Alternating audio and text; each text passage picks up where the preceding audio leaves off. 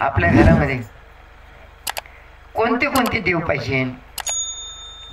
आपण एवढ्या देवांची पूजा करतो, त्या देवांची नावही माहिती नाही, पण देवाची देवपूजा चालू आहे.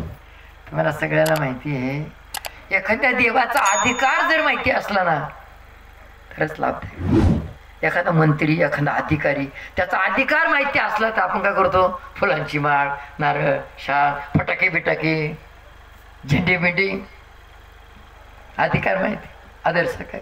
देवांचा जर अधिकार माहिती नाही तर आपल्याला त्यातला काय अनुभव येणार? म्हणून मात्र त्याच्याकरता आपल्या परिवारामध्ये, घरामध्ये गणपती बाप्पा, पितळचा गणपती बाप्पा, महादेवाची पिंड, लंगडादेव रंगनाथ, अन्नपूर्णा माता, नंतली कुळदेवता तुळजाभवानी माता, आणि आपल्या 7व्या दादांची वडील 8वे दादा कुळपुरुष, आणि खंडोबा. म्हणून मात्र हे आता याचं जर महत्त्व सांगितलं तर 3-4 तास लागून जातील, पण शॉर्टकटमध्ये सांगतो. प्रथम पहिल्यांदा आपल्या गणपतीची मूर्ती आणि हे जे सगळे देव आहे याच्यामध्ये तुम्हाला लक्ष्मी सांगितली नाही. स्वयंपाक बनवणारी हीच लक्ष्मी आहे. डाळ, पीठ, मिठण, तांदूळ, पैसा, धनधान्य याच्यात लक्ष्मी आहे. म्हणून मात्र याच्याकरता काय गणपती बाप्पा, महादेवची पिंड, लंगडादेव रंगनाथ, अन्नपूर्णा माता, आपली कुळदेवता तुळजाभवानी माता, कुळपुरुष 7व्या दादांचे वडील 8वे दादा, त्याला वीर पुरुष म्हणायचं आहे. पण आता वीर पुरुषाला काही कोणी घाबराना, म्हणून आता कुळपुरुषाला, कुळपुरुष कसा मिशा बिशाई असा बाबोट्याला बाबा त्याच्याकडे पाहूनच घाबरते. 7व्या दादांचे वडील 8वे दादा या आपल्या घरात. म्हणून आता गणपती बाप्पा जो आहे तर तिची मूर्ती, गणपती बाप्पाचं कुठलंही मात्र कार्य करत असताना श्री गणेशा मात्र आपल्या गणपती बाप्पापासून मात्र. पण पितळाचा गणपती तुम्हाला कुठे घेऊन जाता येत? घरातले देव तुम्ही बाहेर काढले का समजायचं? तुम्हाला घरातून बाहेर काढलंच. जेजुरीला जाताना, चंदनपुरीला जाताना तुम्ही खंडोबाच घेऊन जा फक्त. आणि तिकडे तुळजापूरला गेले, तुळजापूरला तर आपली तुळजाभवानी माता घेऊन जा. आपण सगळे गुंडळतो, सगळ्या भंडारामध्ये माखून आणतो. काहीला भंडारा चालत नाही, काही देवांना त्यांना भंडारामध्ये माखून आणतो. कर्म करतो दुःखाची, नाशा करतो सुखाची. म्हणून मग या देवांबरोबर एक सुपारी देत असतो आपण. या सुपारीची पूजा पूर्व आणि उत्तर ह्या ईशान्य देश कोपऱ्यामध्ये सुपारीची पूजा करून तुमच्या शेताचं काम मात्र निवृत्त कोपऱ्यातून सुरुवात करा. घराचं याचं त्याचं काम मात्र ईशान्य कोपऱ्यात पूजा करून निवृत्त कोपऱ्यातून सुरुवात करा. निश्चित मात्र ते काम पूर्ण होईल, सफल होईल. आणि शेती उत्पन्नाबद्दल मात्र भरभरून उत्पन्न येईल, कर्ज मिटून जाईल. काय काय आता ते पूजा करायला गेले ते सुपारी तिकडे टाकून आली. आम्हाला माहितीच नाही. म्हणजे आम्ही पूजा केली, आम्हाला वाटतं की प्रत्येक ठिकाणी पूजा करताना सुपारी तिथं ठेवावं लागते काय, घरी घेऊन यायचं म्हणा ना. आणि दुसऱ्या नंबरवर तर काय सगळे महादेवाची पिंड. महादेवाची पिंड काही काही म्हणते घरात ठेवू नये. महादेवाची पिंड घरात ठेवू काय कारण आहे सांगणाऱ्याने सांगितलं, पण मात्र काही कारण नाही सांगितलं. महादेवाची पिंड ही मात्र पती पत्नीचं प्रतीक आहे. ज्या घरात महादेवाची पिंड आहे त्या घरामध्ये एकमेकीचं एकमेकाबद्दल प्रेम जिव्हाळा राहील. आणि मग तिथंही ते आजही मात्र या महादेवाच्या मंदिराच्या समोर मात्र आपण महादेवाच्या समोर मात्र आपण जो कार्यक्रम आयोजित केला आहे इथे तेच महादेवाच्या मंदिरामध्ये तो पूर्ण परिवार मात्र आतमध्ये पाहिजे, पूर्ण परिवार आतमध्ये पाहिजे. आजचा हा कलियुग आहे. एकुलते एक मुलगा, आई वडिलांनी मात्र जीवाचं रान केलं, हाडकाचं काढं केलं, रक्ताचं पाणी केलं. आईने मात्र आपल्या रक्ताचं पाणी करून बाळाला सांभाळलं आणि रक्ताचं दूध भरून मात्र बाळाला सांभाळलं. आणि तोच मुलगा मात्र आई वडिलांमधून एकुलते एक मुलगा वायली राहतोय. काय वाटत असं त्यांच्या आई वडिलांना? म्हणून अशा स्थितीमध्ये जर पुरा परिवार जर महादेवाचं मंदिरात असेल, पूर्ण परिवार, गणपती बाप्पा आणि माता पार्वती महादेवाची तुम्ही म्हणा मग पुढं परिवार मग कार्तिक स्वामीला ठेवायचं काय? कार्तिक स्वामीला नाही ठेवायचं. कार्तिक स्वामी परिवारातले आहे, त्या परिवारातले आहे. पण कार्तिक स्वामींनी शाप दिलेला आहे, माता भगिनींना शाप दिलेला आहे, स्वतःच्या आईला शाप दिलेला आहे. खूप मोठी आख्यायिका आहे ती. त्याचं कर्नाटकमध्ये मंदिर आहे. जो माझ्या दर्शनाला जी माता बघितली ना ती वंद्या होईल. ते वंद्या जे काय म्हणतात त्याला पतिदेव नाही राहणार.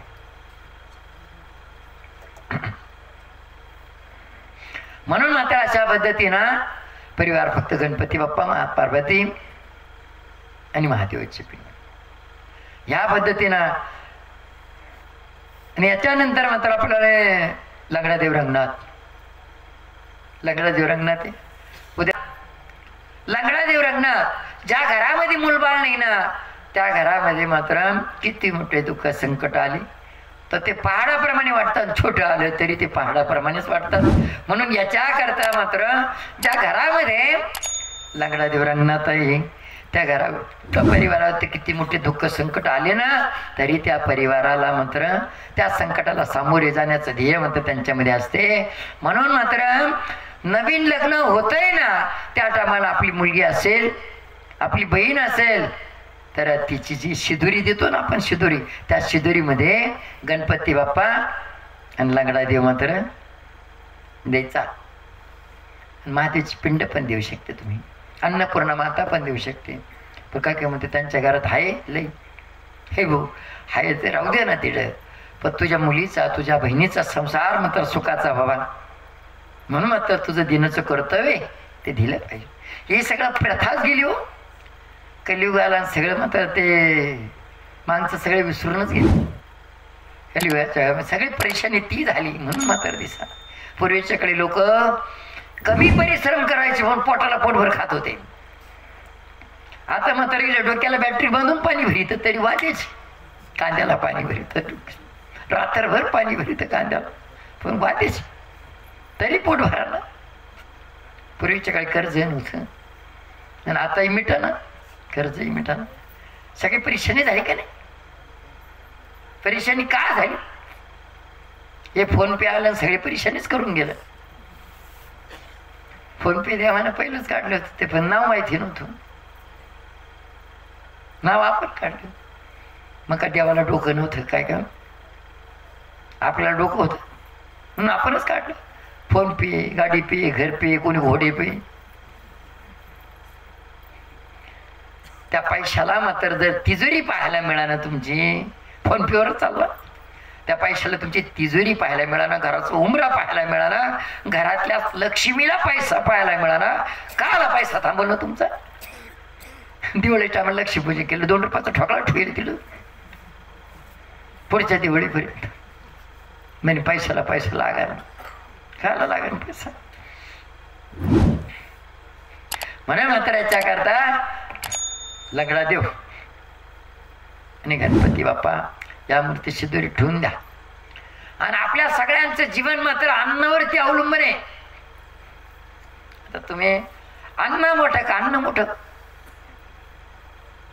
अन्न मोठं का अन्न मोठं? अन्नच मोठं म्हणायचं. काय की फटाकेन बिटाकेन ते फुलांच्या माळा नारळ बिरळ अन्न आले. पण अन्नाचं अन्न बंद झालं का? अन्न जागेवर संपलं ना. अन्नाला कोण विचारतं? अन्नालाही कळालं नेमकं मी कशामुळे बोलतो. हो तू अन्नामुळे बोलतो. अन्न जेवायला बसला का मग एकदा जेवून घेतो. आता बाया सावर ताटातलं अन्न म्हणतं अन्न बेटा तू बाया सावरतो कोणावर नेमकं विचार तर कर थोडासा. माझ्यावरती जगतो माझ्यावरती बाया सावरतो.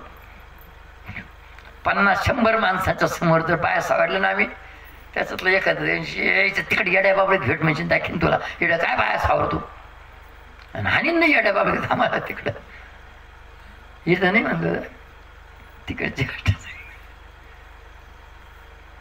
मग अण्णा जेव्हा बाया सावरून जेवतो ना ताटातलं अन्न म्हणतो तुझे 5 बोटं 32 दात माझ्या समोर मी काय करणार पण दाखीन तुला थांब आता.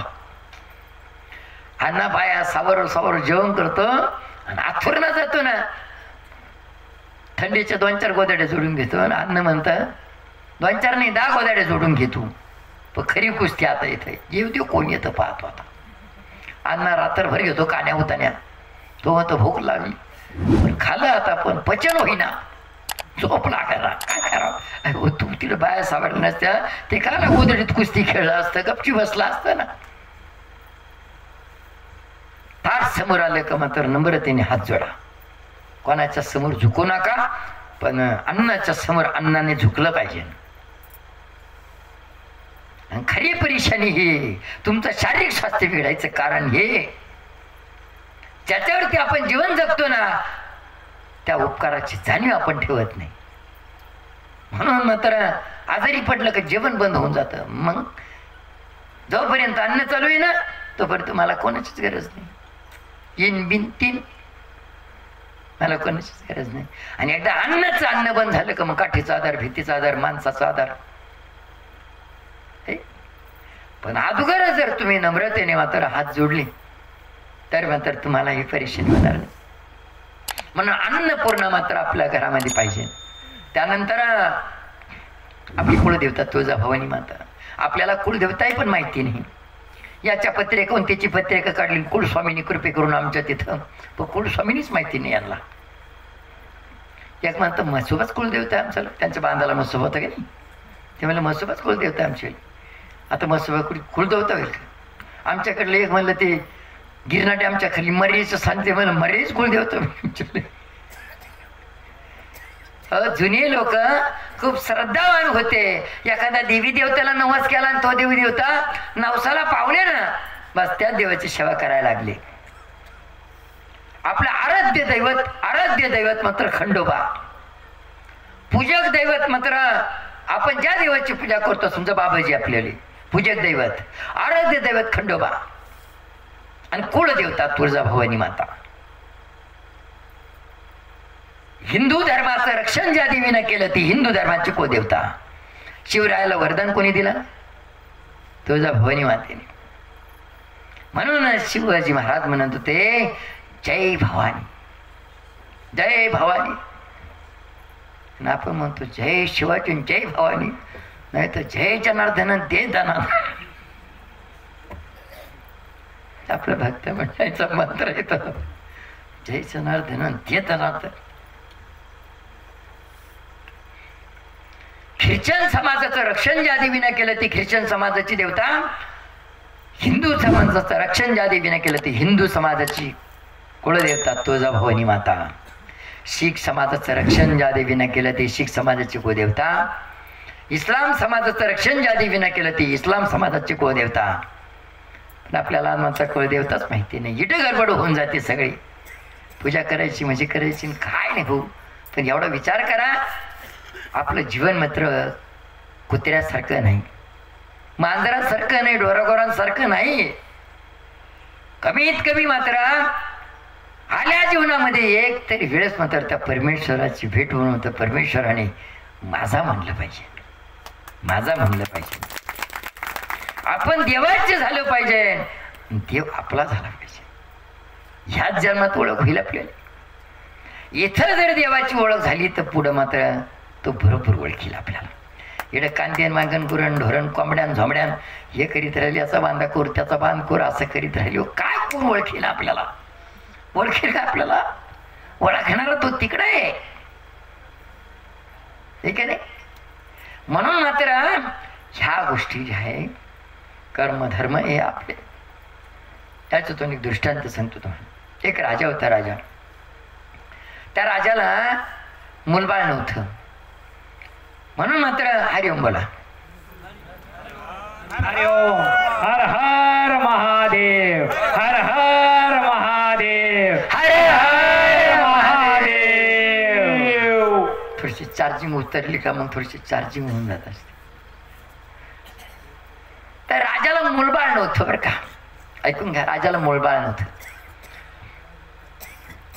जेव्हा अंतकाळ जवळ आला ना राजाला चिंता पडली का मला सांभाळीन कोण आता. आई वडिलांनी कमवून ठेवलेल्या इस्टेटीला सगळे सांभाळते बरं का पण आई वडिलाला कोणी सांभाळत नाही. वकील झालं, न्यायाधीश झालं, डॉक्टर झाले, इंजिनियर झाले, यांच्या आईवडील वृद्ध आश्रमातील. काय की वेळ नाही ना त्यांना आईवडिलाची सेवा करायला. पण हा विचार नाही केला. भक्त पुंडलिकाने आईवडिलाची सेवा करता करता पंढरपूर पावन करून टाकलं. स्वतः पांडुरंग भेटायला आला आईवडिलाची सेवा करता करता. आणि आपले आईवडील वृद्ध आश्रमात असले तर आयुष्य कडाला लागून जाईल, तरी परमात्मा परमेश्वर आपल्याला भेटणार नाही. मग राजाला चिंता पडली की राज्य सगळं सांभाळतील, मला सांभाळलं पाहिजे. मग जो व्यक्ती मात्र राजाला सांभाळते आणि राज्य सांभाळायचं आणि प्रजाला सांभाळायचं, पण आता करायचं काय? प्रधानजीला बोलवलं, प्रधानजीला सांगितलं मला मग ती चिंता पडली का नेमकं आज मात्र हे सगळे राज्य जिंकवले, पण आता मला कोण सांभाळे? हे राज्य प्रजा. प्रधानजी हुशार होता. प्रधानजींनी सांगितलं आपल्याला परीक्षा घ्यावा लागेल. 5 वर्ष एकाला एक गादी द्यायची, ती 5 वर्षाला ते राजगादी द्यायची. आणि 5 वर्षानंतर अशा ठिकाणी हाकलून द्यायचं त्याला का तिथं काहीच नाही. 5 वर्षानंतर त्याला अशा ठिकाणी हाकलून द्यायचं, तिथं काहीच नाही. मग आता याच्या अगोदर 5-5 वर्ष या निवडणुकाच्या सुरू झाल्या ना, तेव्हापासून झाल्या सुरू निवडणुका. खडी खाल्लं, डांबर खाल्लं, संडास खाली, ते सगळं खाल्लंच म्हणते. ते काय नाही, कोण चांगलं म्हणत नाही. ते 5 वर्षे काय खाते ते खाते आणि मग नंतर ते सगळ्याच्या तोंडात तेच राहतं ते. मग आता ते नेमकं जेव्हा मात्र 5-6 ते गेल्या निवडणुका, 5-6 गेल्या, त्याच्यातला एक जण मात्र आला, त्याला गादी मिळायची. आता त्यानं विचार केला माझ्या अगोदर सगळे गेले, कसे गेले ते मी पाहिलं. ते काही घेऊन नाही गेले, लोक त्याला बांधून घेऊन गेले. मग आता नेमकं माझी तीच तार आहे. मग आता इथं राजा बोले दल आले, राजा बोले दल आले, आणि आपण बोलले तर कुत्र्याचा शेपोटही नाही आले. आपलं कोण ऐकत? मग जेव्हा राजगादी मिळाली त्या टायमाला त्याने अशाच पद्धतीने केलं. काय केलं? सुरुवातीपासूनच जिथं आपल्याला जायचंय ना तिथं दास दासी सेवक बिवक कारागीर बिरागीर मंत्र पाठवून मोठा बंगला बनवला, गार्डन बनवलं, टाकी बनवली, पाण्याची विहीर बनवली, पाईपलाईन बनवली, सगळ्याचे सगळं मात्र अशा पद्धतीनं बनवलं. कारण का आता राजा बोले दिला हल्ली काय सगळं 2-3 दिवस पुढं राहिले. धान्य धुन्य सगळं काय पाहिजे ते सगळं भांडे गोंडे नेऊन ठेवले. हां, आणि आगल्या दिवशी मात्र मुलं बिलं राण्या बिण्या दास दासी सगळे नेऊन ठेवले तिकडं. आणि दुसऱ्या दिवशी झडती घेतली. दुसऱ्या दिवशी झडती म्हणजे काय माहिती का? तंबाखू सुद्धा नाही, चुना सुद्धा नाही. तंबाखू नको, चुना नको, सगळं झडती घेऊन सगळं काढून घ्यायचं. तुम्ही म्हणा थोडी एक किडा नाही, बिडी नको, काडी नको. तुम्ही म्हणा ते गुटखा नसलं तर ते गुटकीची पुडी फोडवलेली वास तरी घ्यायला राहू दे, ती पण नको. तो पुडी नको, पुडीचा कागदही नको, झटती घेऊन रिकामच हाकलून द्यायचं. झटती घे. आता सांगा त्याने जेव्हा 5 वर्षाच्या कालावधीमध्ये सगळं करून ठेवलं तिकडं, आता त्याची झटती घेतली, तंबाखू नाही, चुना नाही ठुला, बिडी नाही, काडी नाही, गुटखा नाही, काहीच नाही. तो माणूस रडत जाईन का हसत जाईन? सांगा.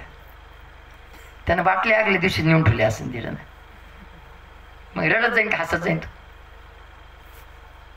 सांगा ना, हसत जाईन ना तर सांगावं. मग तसंच ना, संत महात्मे ज्या टायमाला जातात ना त्या टायमाला त्यांच्या चेहऱ्यावरती हास्य राहतं, हास्य राहतं. आणि आपण ज्या टायमाला जायचं म्हणलं ना, माणसं कसं होईल? हे भाऊ जाऊ दे ना, ते माणसं कसं होईल? जिलेबी खातीन तू काला विचार करतो? पाकडी वाचून मरतो, जिलेबी खाऊ घाल ते पाहतो, ते काय जिलेबी खाली? असंच होणार आहे, आपलं सुद्धा असंच होणार आहे. बरोबर काय नाही? त्याचा नाही विचार करायचा. जाऊ द्या, फक्त एवढं करा तुम्ही पुढच्या भविष्यासाठी काय केलं. हे जे अनुष्ठान करतायत ना, हे तुमच्या पुढच्या भविष्यासाठी. या बँकेतलं कोणीच काढून घेणार नाही, याच्यात वाटे हे पडणार नाही, याला चोरून नेणार नाही, याचा कधी नाश होणार नाही. पण भावाभावात भांड्यात वाटे होतील, शेतीत वाटे होतील, आणि बँकेत असलेल्या रक्कमेत सुद्धा वाटे होणार आहे. पण याच्यात म्हणून अशा स्थितीमध्ये हे आपलं आहे.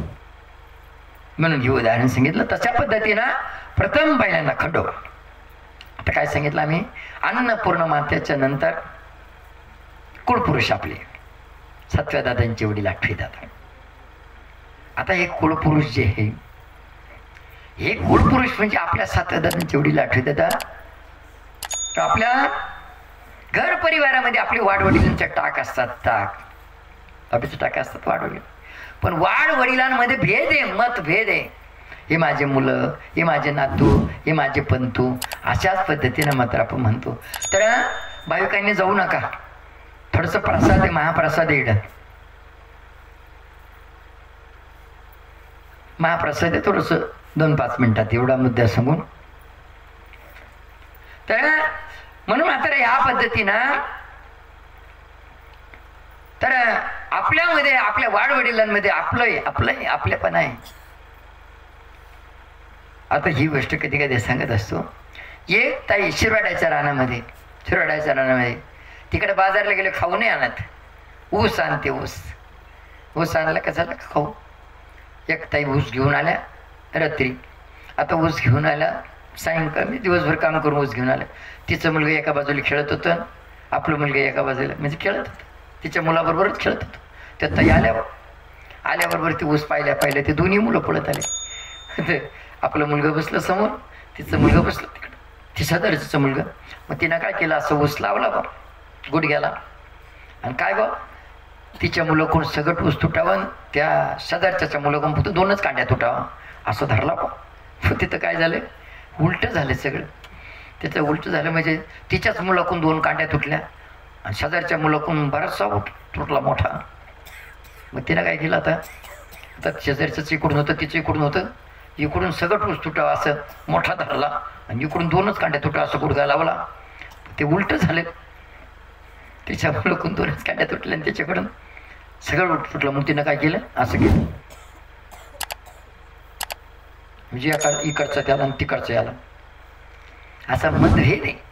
म्हणून मात्र देवा समान. 7व्या दादांचे वडील 8वे दादा हे देवाच्या समान आहे, हे देवाच्या समान आहे. म्हणून मात्र तर कुळपुरुष मात्र आपल्या घरामध्ये असणे. आणि खंडोबाला मात्र आपल्या कपड्यामध्ये गुंडळून ठेवायचं. आता तुम्ही म्हणा कपड्यामध्ये गुंडळून का म्हणून ठेवायचं खंडोबाला?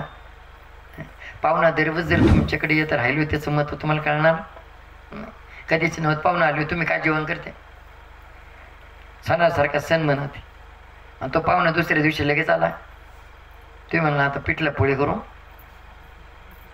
आणि तिसऱ्या दिवशी आली होती तुम्ही म्हणा आता काही वरण चपातीच करू, आणि 4थ्या दिवशी आल्यावर तुम्ही म्हणा आता थोडंसं मिरची भाकरच देऊ, बाजरीची भाकर, आणि 4थ्या-5व्या दिवशी आली होती म्हणा आता काम करून घेऊन नंतर पाहुणे भाऊ. त्याचा खंडोबा तुमच्या घरात कायमचा राहिला ना, तुम्हाला त्याचं महत्त्व नाही कळणार. म्हणून मात्र काय खंडोबा सणावाराला छोट्या मोठ्या उत्साहाला मात्र काढायचं, पूजा करायची, नैवेद्य द्यायचा. आणि मग मात्र अशा पद्धतीनं शेजारी कोणाचं लग्न असेल 200-250 फुटावरती मात्र ठेवायचे ते एका भांड्यामध्ये, मी असं भांड्यामध्ये ठेवून मात्र त्यांच्या देवाबरोबर आपला देव ठेवायचा. डोक्या घेऊन भंडारा उजळीत हां आपल्या घरी घेऊन यायचं, झाली उजळणी तिच्यावाली. हां आता कधी कधी पुढची प्रथा होती, माझ्या मोठ्या भावाकडे देवावर गेला म्हणे, आता मोठ्या भावाकडे देवावर गेला, मग लहान ना पूजाच करायची नाही, मग लहान जेवणच सोडून द्यायचं ना. देवारा मोठ्याकडे गेला, मग लहान जेवणच सोडून द्यायचं, पूजा सोडून द्यायची. जमन का? जेवण जसं सगळ्याला गरज आहे तशी पूजाची सुद्धा सगळ्याला गरज आहे. म्हणून मात्र अशा पद्धतीनं आजच्या दिवसाचं, पहिल्या दिवसाचं मार्गदर्शन. आता तुम्हाला महाप्रसाद मात्र बाप्पूंनी सगळी व्यवस्था केली, ते मात्र आपलं कामधंदा आटपला का लवकर मात्र चला मंदिराकडे जायचं अशा पद्धतीनं. म्हणून मात्र कार्यक्रमाला या विधी आरती हे ते झाली का प्रसाद आहे मात्र तुम्हाला व्यवस्थित मात्र मिळालं, इथून जाऊन फक्त गोदडी जोडून घ्यायचं काम राहील. हां हा कालावधी मात्र काही पुन्हा येणार नाही, कोण दिवस येईल कसा नाही या देहाचा भरोसा आहे. तोपर्यंत मात्र काय त्या राजानं जसं 5 वर्षाचा कालावधी सगळं करून घेतलं, तसं मात्र आपण 3 दिवसातच सगळं करून घ्या, तेवढं आपल्या पदात पाडायचं. घरी करता हे वेळात वेळ काढून काही मात्र आपल्या घरामध्ये देवाची देवपूजा करायला लागले, ते कधी कधी म्हणतो मी काय टेंडर घेतलं का देवाचं, काही भूक टेंडर नाही घेतलं, तो नशिबात येते पूजा, हिच्यात कोणी वाटे पडून काही तुझ्या पूजामध्ये चांगलं आहे ना. आम्ही घरामध्ये पूजा करता करता मात्र सगळं आम्हालाच मिळालं. वाटी शिपडली ना, शेती बिती सगळी घेऊन टाकली आणि पूजाच दिली आम्हाला. म्हणूनच हे सगळं राष्ट्रन झालं. देव आला आमच्याकडं. म्हणून अच्छा